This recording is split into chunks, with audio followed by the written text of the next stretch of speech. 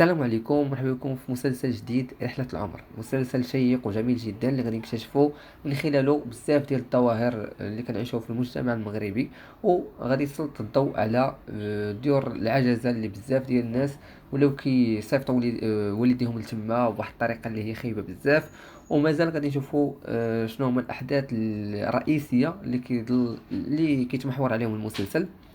وغادي نكتشفوا كذلك الممثلين اللي مشاركين فيه، وغنشوفوا كذلك المخرجه ديالو. من دابا غنقول لكم المخرجه ديالو اللي هي المخرجه اللي فايت ليها اشتغلت على مسلسل جريت وجاريت اللي كان لقى واحد الاقبال رائع جدا، وما كانش هاد الموسم اللي فات، كان الموسم اللي قبل منه، وكان لقى واحد الاقبال كبير عند الجمهور المغربي.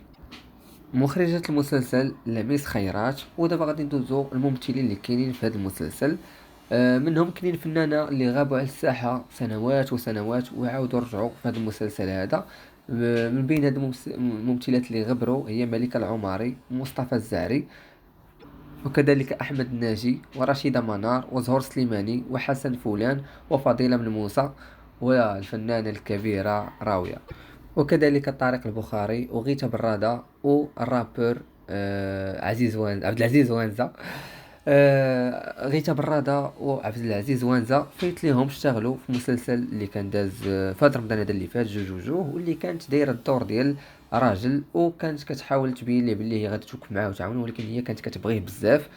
فهذاك الثنائي غيعاود يتجمع لينا في هذا المسلسل هذا، وهذا الشيء كيدل بانه غادي يكون مسلسل رائع بامتياز. وخارج السباق الرمضاني اللي كيكونوا مسلسلات كيبقاو يتنافسوا مع بعضياتهم، كنشوفوا شكون هو افضل مسلسل ولا كذا. دابا غادي يخدموا ولا غادي يتبرمج المسلسل باش يتعرض في اكتوبر، وفي الاخير ديال سبتمبر. تقريبا غادي يكون في الاسبوع الاخر من سبتمبر، ولكن غادي يكون بعيد على رمضان، وغادي نشوفوا مسلسل بجوج حلقات في السيمانه. وكيف ما متعود على القناه الاولى فغادي يكون يوم الاثنين والاربعاء على 9:30 ان شاء الله. وكانوا هادو معلومات اللي سطحيه على المسلسل، عاد نشوفوا العمق ديال المسلسل كيفاش داير. مازال غادي نكتشفوا بانه الفنانه راويه هي اللي غادي تكون الانسانه اللي غادي تكون كافحات وحاولت باش تربي ولدها وتكبروا في العز حتى يوصل لداكشي اللي كانت كطمح ليه، باش انه ولدها يعوض على كاع داكشي اللي دازت منه، من دوك المرحلة الصعابة اللي كانت كبراتهم فيه، وباش منين يوقف على رجليه ويولي راجل يكون بها ويحطها في المرتبة اللي كتحلم بها. ولكن راجل ولدها اللي هو غادي يكون عبد الله ديدان، الفنان اللي عطى كتير المسرح والدراما المغربيه.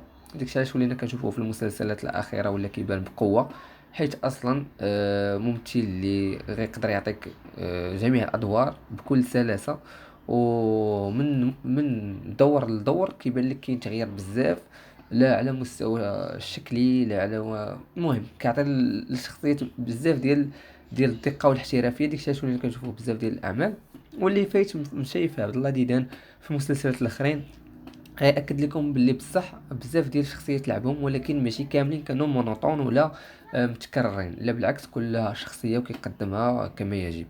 نبقاو في السياق ديال الفيديو ديالنا ونكمل لكم باللي عبد الله ديدان غادي يكون هو الابن ديال راويه، وغادي نشوفوا باللي هو اللي في الاخير بعد ما غادي يوصل وغادي يكون عنده الفلوس ولاباس عليه وكل شيء، ما غاديش يكون راضي بالام ديالو.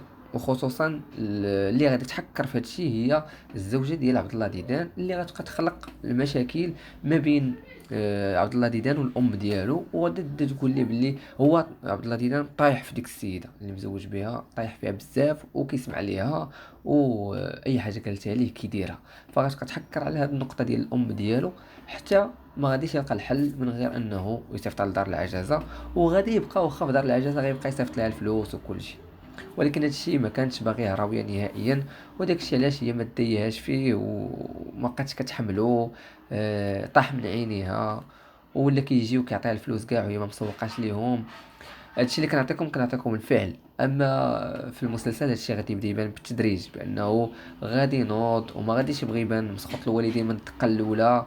غادي يمشي وغادي يكري ليها بوحديتها، غادي يجيب ليها المساعده ديالها. وواخا هكاك الزوجه ديال عبد الله ديدان غتبقى تحكر وتعرف فين كاينه الام ديالو، وغادي تمشي لعندها وغادي تحاول انها دير شي بلانات اللي يبينوا بانه راويه هي اللي مشات تهجمت على الزوجه ديال عبد الله ديدان، وباللي هي اللي ما مخليهاش فرحتها. وداكشي علاش عبد الله ديدان في الاخير غادي يتصرف داك التصرف وغادي يصيفطها لدار العجزه. فكاينين احداث وحدين اخرين اللي غادي نبقاو كل مره نحطوا لكم الجديد ديال ولا الاحداث ديال هذا المسلسل هذا. فمن هنا لتم ان شاء الله نلقاوكم ان شاء الله مشتركين عندنا في القناه، وديروا لايك للفيديو ديالنا باش يزيد يتشاف اكثر، والقناه ديالنا يدخلوا ليها بزاف ديال الناس باش فيما نحطوا الاحداث ديال هذا المسلسل وحتى المسلسل اللي غادي يكون على القناه الثانيه اللي هو الناس الملاح، فتا هو غادي نديرو عليه فيديو ان شاء الله وغادي نحطوه في القناه عندنا، وغادي نبقى مواكبين الاحداث ديال داك المسلسل حتى هو. داكشي علاش ما تنساوش تشتركوا عندنا في القناه، ونلقاوكم ان شاء الله بالف خير وصحه والعافيه في الفيديوهات المقبله ان شاء الله. مع السلامه.